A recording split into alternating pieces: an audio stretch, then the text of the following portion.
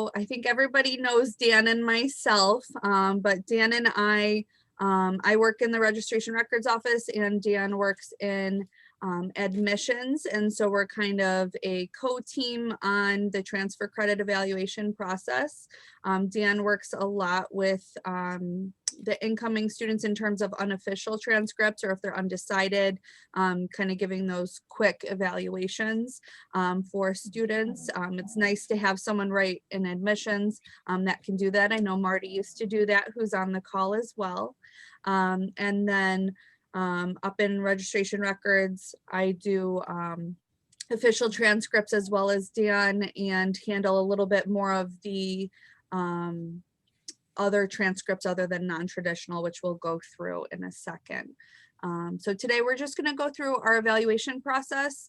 Julie and I had sent out before a survey to faculty to just see what you wanted to know a little bit more about in our office, what presentations you might have wanted to see. So I know Kristen is doing a presentation tomorrow. If you're interested in things like sub waivers and other stuff like that, degree evaluation discrepancy forms. So especially if you're new and don't know how to do some of those additional forms or how to fill them out or what is the purpose of them, it's a really good session to sit through.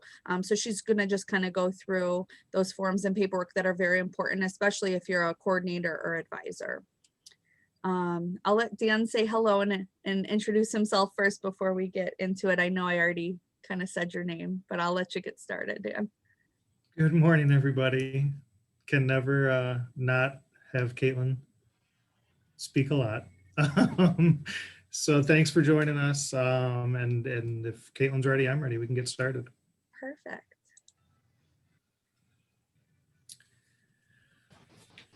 Okay, so when it comes to transcript evaluation, there are myself and Caitlin, we handle the large majority of the records coming in.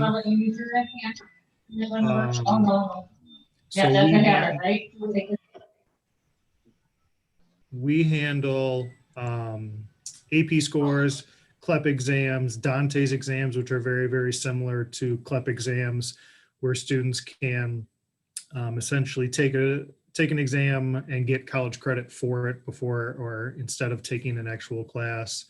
We're evaluating transcripts from both 2- and 4-year institutions, military transcripts, DD-214s, things along those lines where students may have experience and get college credit for courses they took while in the military. We have International Baccalaureate, or IB, and then we also do foreign transcripts. However, any foreign student that took college or university and earned credits in another country, we do request and make them have that transcript passed through a third-party source that we provide them the information to. So then once we receive it, it gives us a little bit of an easier time to evaluate it for our credits here. And then on the academic affairs side, they do some also transcript evaluation, but they focus mostly on BOCES and high school articulation agreements. They do all the credit for prior learning, as well as some additional challenge exams that can be done program by program or major by major.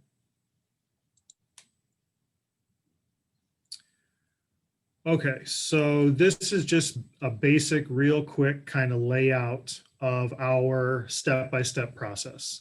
And this is going to be for students admitted to the college, not prospects. So obviously, a student applies to NCCC, they fill out that admissions application.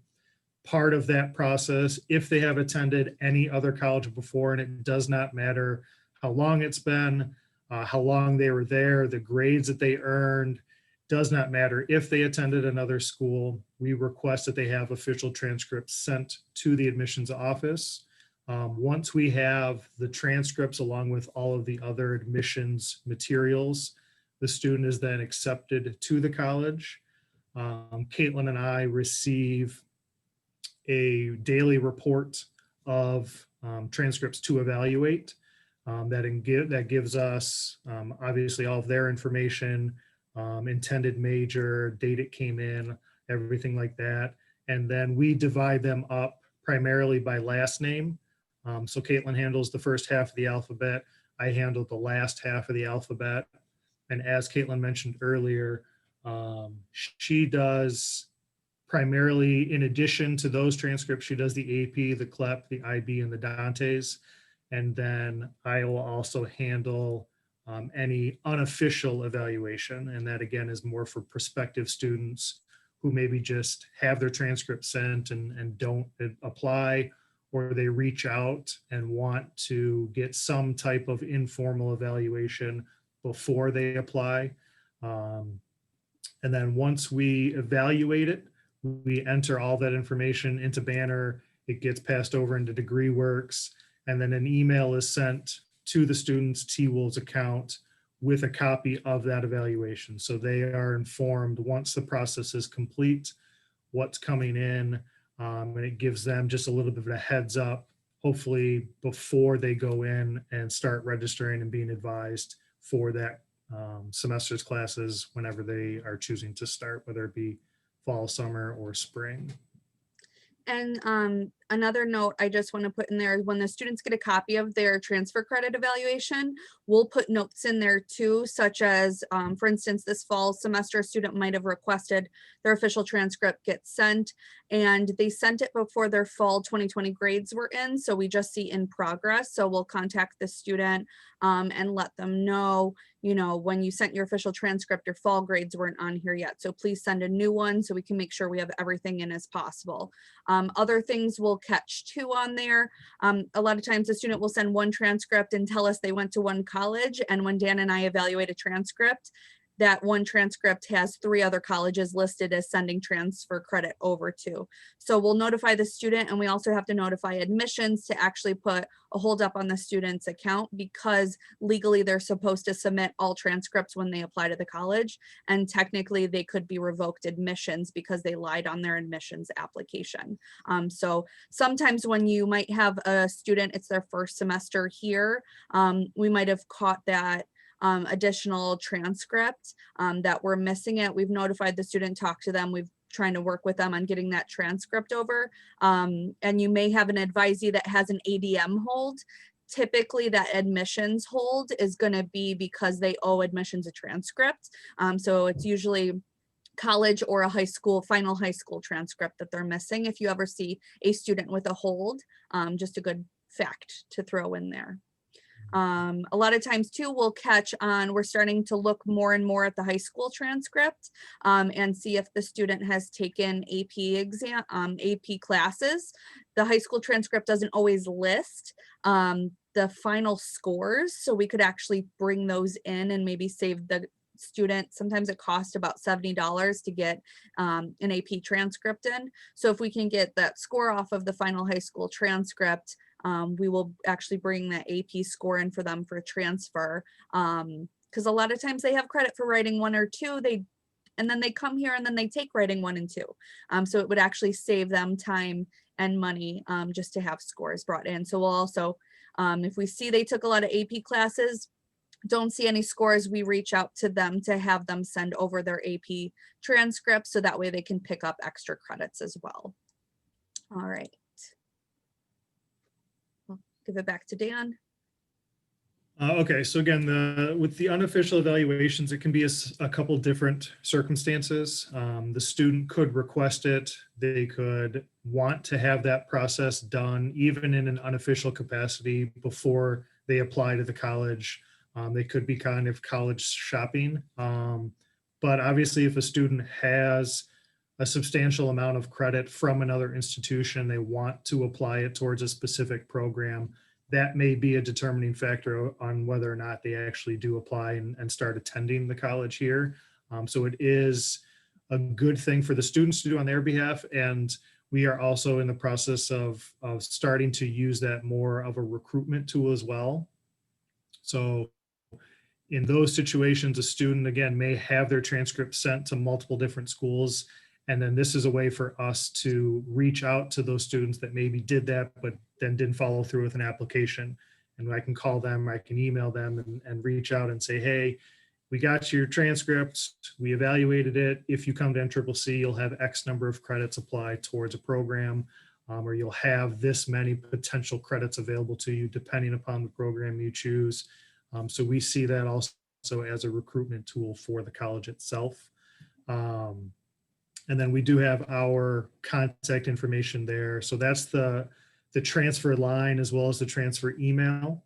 Occasionally these requests or these inquiries will come through that those means or that contact info. Sometimes they'll come directly through the admissions office.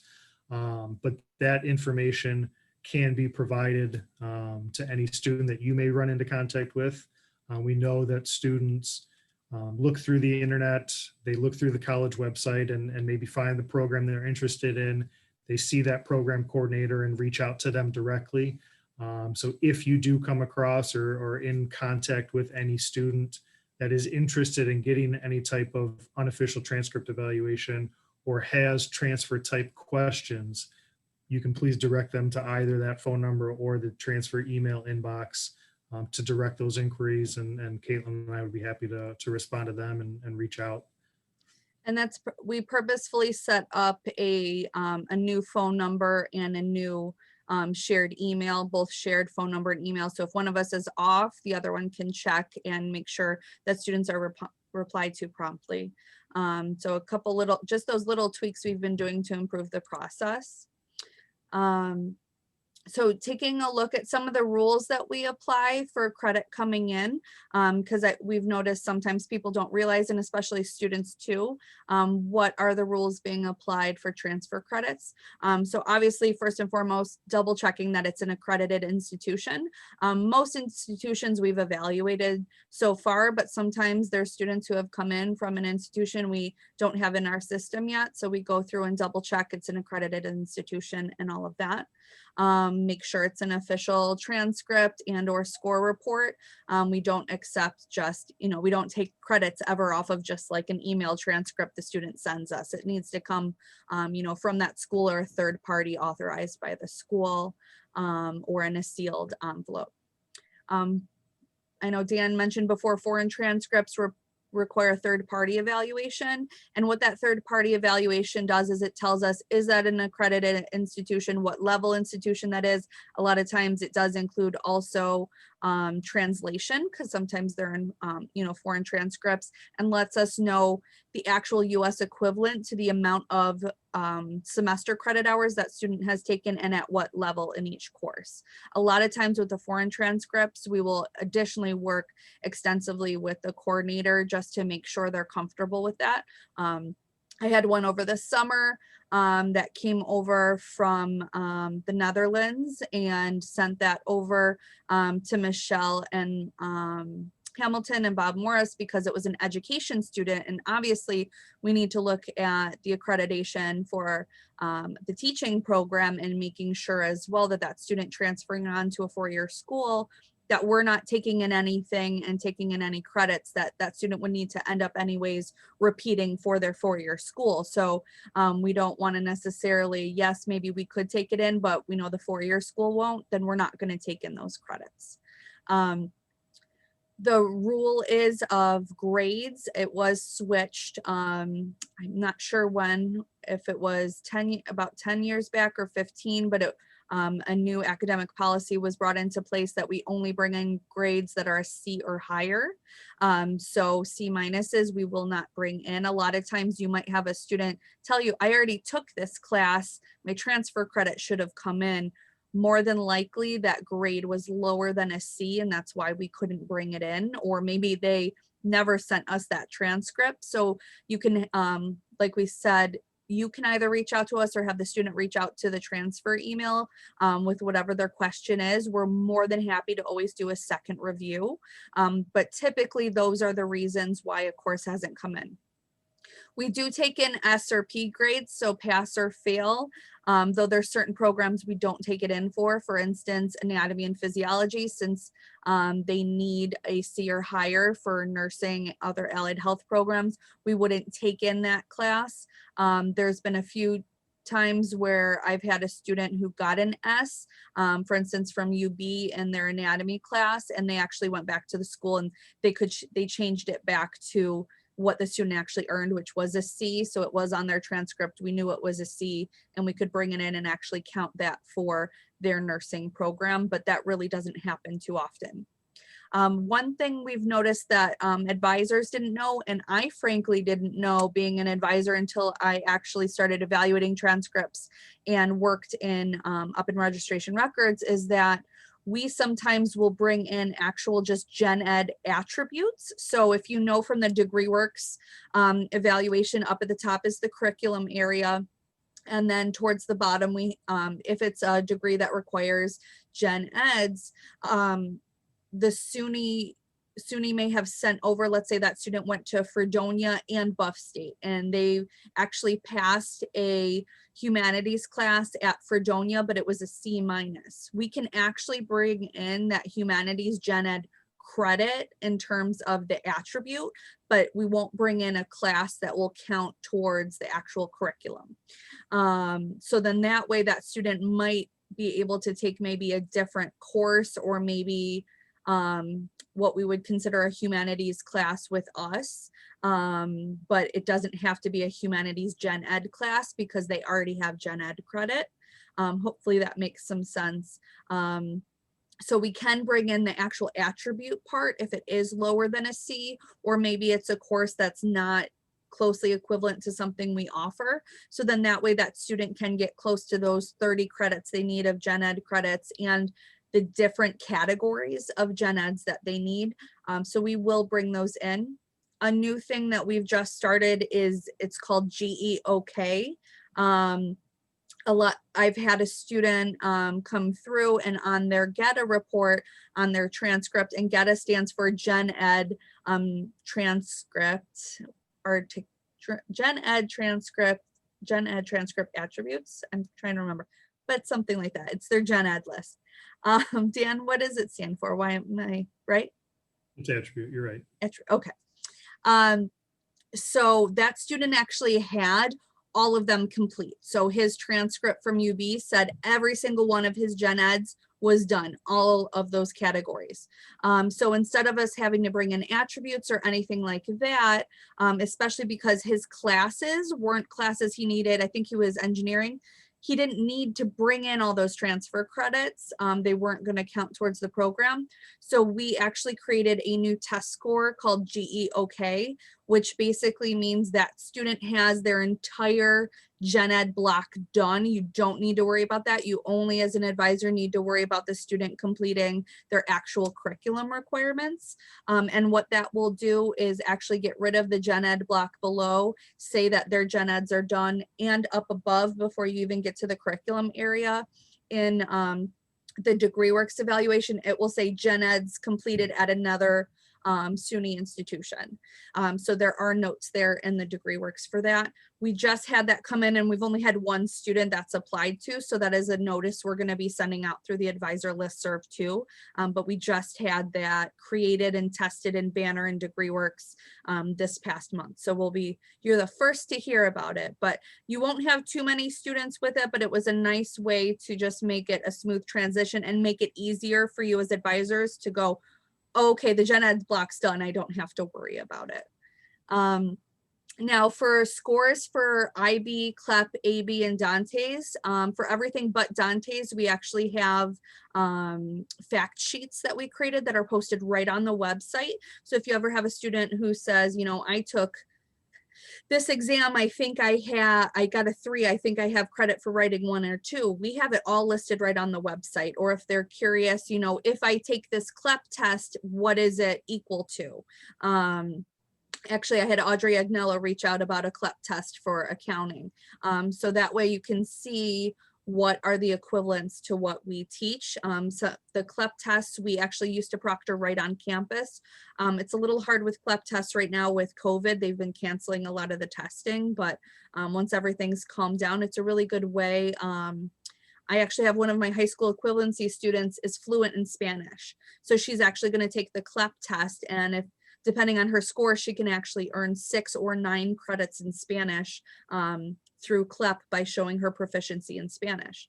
So it's a really nice way for some students who either through other skills such as knowing another language, or maybe through their work or just their own study, could take a CLEP test and test out of a college level course. And CLEPs are accepted at most other institutions as well. So it's a really nice way for that student, for usually $80 for a test, to get another three or possibly 6 or 9 credits taken care of. When we bring in credits for students, we can only bring in a max of 50% towards the program. And DegreeWorks does that work for us. So let's say it was a liberal arts and sciences student, and they need 62 credit hours for their program. Our max is going to be 31 credit hours that Dan and I are going to look for on their transcript and prioritize classes that will count for their program, not just bring in the first ones or necessarily the highest grades. We want to bring in the ones that will count 31 towards the program. And then we can always bring in more, but DegreeWorks will stop it at 50%. So let's say you have a change of major student and they switch from, let's say, computer science over to business. Obviously, we'd bring in vastly different courses for those 2 different programs. But maybe that student had some business classes we didn't bring in. We can take in and we can go over that 31 credits, 32 credits, whatever it may be, but DegreeWorks will only count 50% towards the program. So you may see sometimes transfer credits not being used down below. That may be because that student changed their major. Another big thing too is if you ever see transfer credits on that student's transcript, I didn't realize as an advisor that we don't automatically bring everything in. So if you have a student who's maybe considering switching majors and you don't know if they have other transfer credit to apply, if they are already at that, let's say 31 credit hours, they can come up, contact Dan or I and see if there's any other transfer credit that we could award them that might help them make that decision as to what major they might switch into. So that's something to look into too. I never realized as an advisor that we didn't automatically bring everything in. If you do see a student who only has like 3 or 4 transfer credits or, anything under 20, we probably have already brought everything in. But if you do see a student who has 30 or more credits brought in, they might have more that are sitting out there if they do switch their major, because you might have 10 credits that no longer apply to this other major. Let's bring 10 in that apply to their new major. Or if they add a second major, we can bring in more credits as well that apply to that second major. So that's all those different things to look into.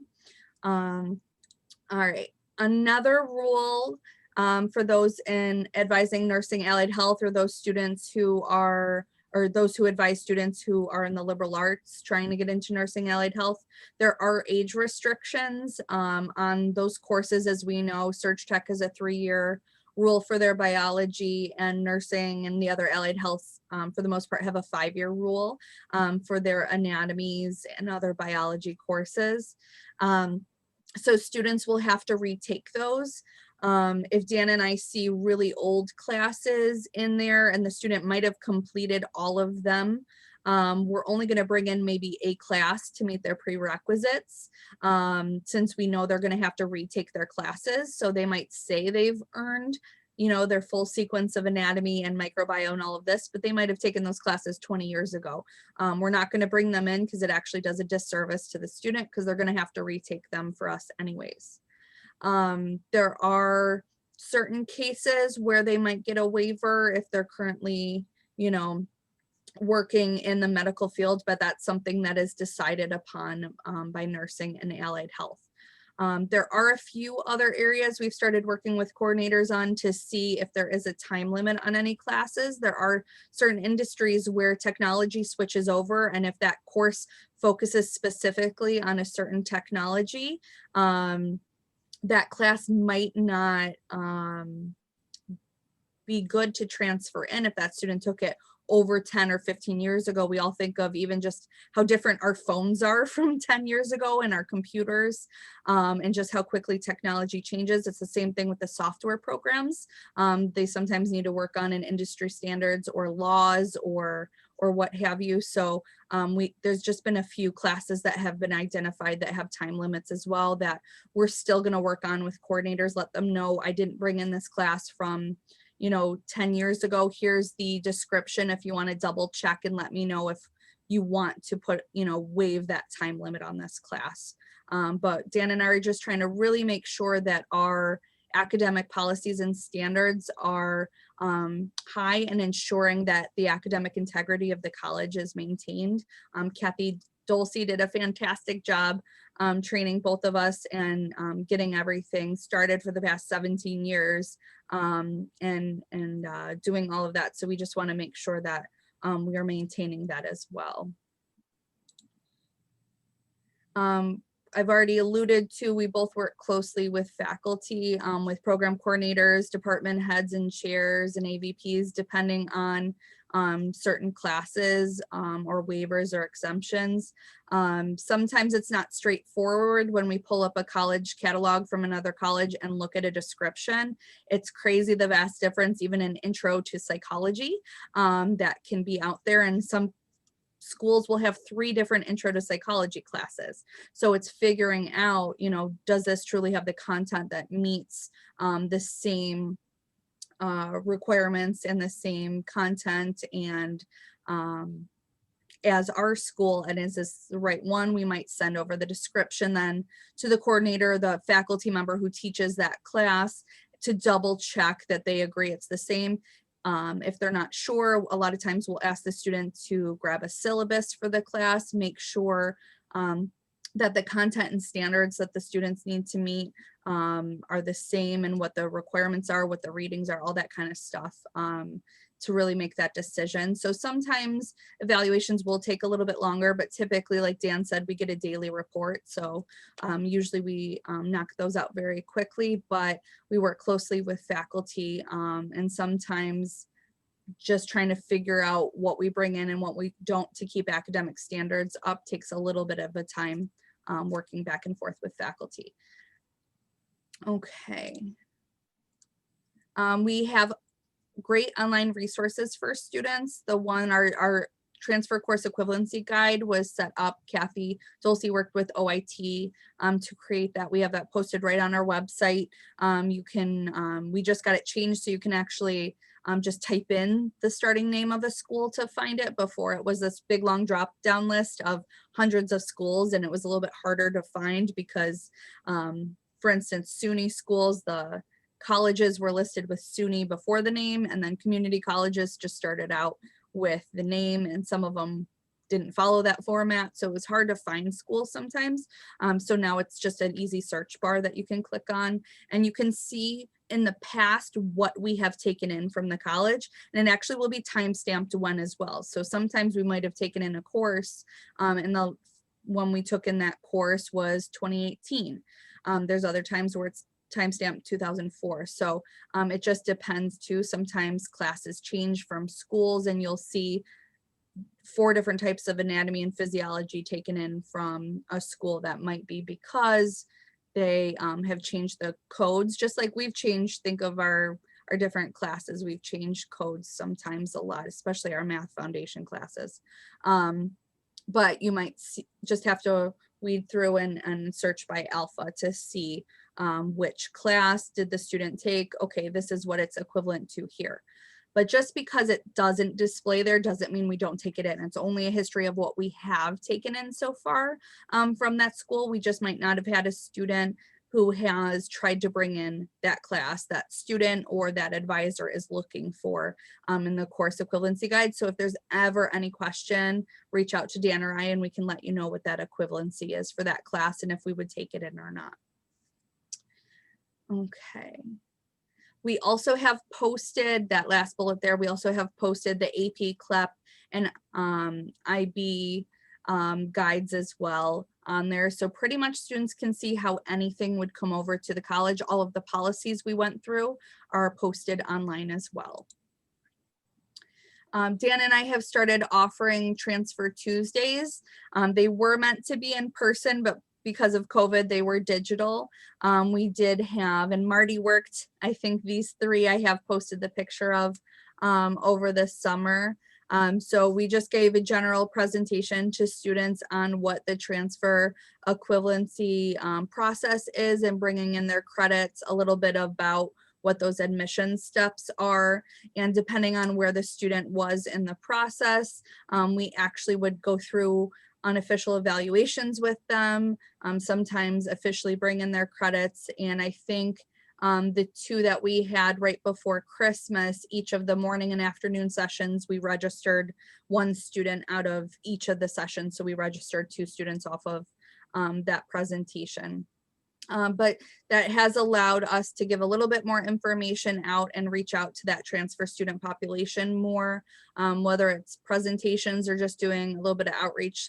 Like I said, we are actually up in transfer students this spring compared to last spring by a good amount. I know it was about 30 students before Christmas break. I haven't looked at the numbers recently, but we've been doing pretty good with getting transfer students in and getting them processed. Okay. So I think that is our last slide for today. I'm going to stop recording and see if anybody has any questions. Let me just get to the recording.